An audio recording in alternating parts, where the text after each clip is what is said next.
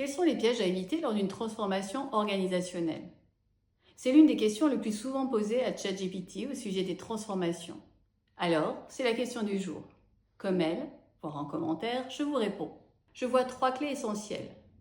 La première, éviter les 2 extrêmes. Aller trop vite ou trop lentement. La deuxième, ne pas imposer la réorganisation de l'extérieur sans dialogue préalable. La troisième, laisser le temps au temps.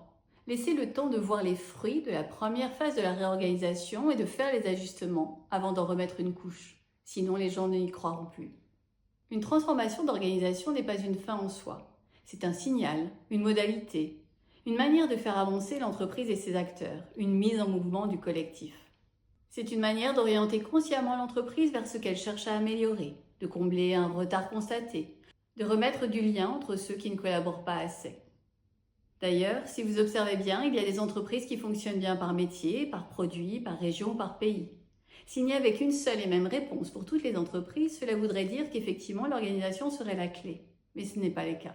Depuis 20 ans, j'observe que les réorganisations sont avant tout un déclencheur utile dans certains cas pour réorienter les attentions, placer un focus particulier, rééquilibrer certaines relations, positiver certaines interactions. Mais l'ennemi numéro 1 des réorganisations, c'est le changement brutal de curseur pour passer d'un côté à l'autre. Un changement brutal qui agit comme un erratum et qui donne à penser à ceux qui se sentaient sous domination des autres qu'ils tiennent leur revanche, que la balle est passée dans leur camp, et aux autres qu'ils ont perdu la bataille et qu'ils ressortent grands perdants du mouvement de balancier. Ceci est le meilleur moyen pour que l'entreprise soit totalement désorganisée. Le passage d'une orientation produit vers une orientation géographie, région ou pays, se fait généralement pour mettre le focus davantage sur le client, plus que sur chacun des métiers, chacune des entités internes. Au contraire, une orientation produit interviendra quand des régions trop fortes couvrent certains dysfonctionnements, en comblant par exemple par les gains d'un produit les pertes d'un autre, sans réellement mettre en place les actions nécessaires à améliorer la situation. Se souvenir qu'une réorientation est avant tout une mise en mouvement permet que l'attention de tous s'oriente vers un meilleur équilibre, vers cette matrice qu'il s'agit de mieux faire fonctionner, plus efficacement. Cette intention-là permet à chacun de ne se sentir ni vainqueur ni vaincu, ni tout-puissant ni dévalorisé, mais tous ensemble sur le même bateau. Il s'agit de mieux fonctionner ensemble pour que l'organisation, l'entreprise délivre plus de valeur ajoutée pour ses clients, ses collaborateurs, ses actionnaires et la société tout entière. C'est sans doute la clé d'une réorganisation réussie.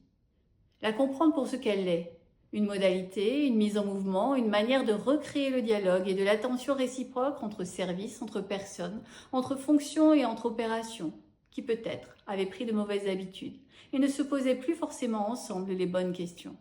C'est pourquoi, à mes yeux, une réorganisation réussie se fait avant tout par un dialogue constant, en impliquant réellement les collaborateurs, avant, pendant et après. Avant, pour préparer les esprits au changement et mettre le focus sur cette mise en mouvement positive, versus une réorganisation punitive comme cela est trop souvent ressenti.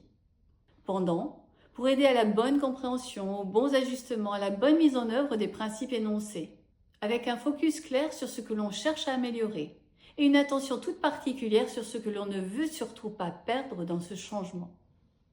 Après, pour peaufiner le fonctionnement, mettre de l'huile dans les rouages lorsque cela est nécessaire, pour s'assurer que la nouvelle organisation apporte un plus, un mieux, et que chacun reste dans cet esprit d'amélioration permanente. Voici quelques-unes des leçons apprises dans ces 20 ans passés aux côtés de dirigeants et d'organisations en plein changement. En guise de conclusion, une phrase peut-être. Tirer sur les fans de carottes ne les fait pas grandir plus vite, bien au contraire, ça les fragilise. Alors, saurez-vous trouver le bon rythme pour ces changements? Saurez-vous accompagner les fonctions, les pays, les produits dans ce changement? Et saurez-vous fixer les bons KPI pour suivre la réussite et les avancées de ce changement? À vous de jouer!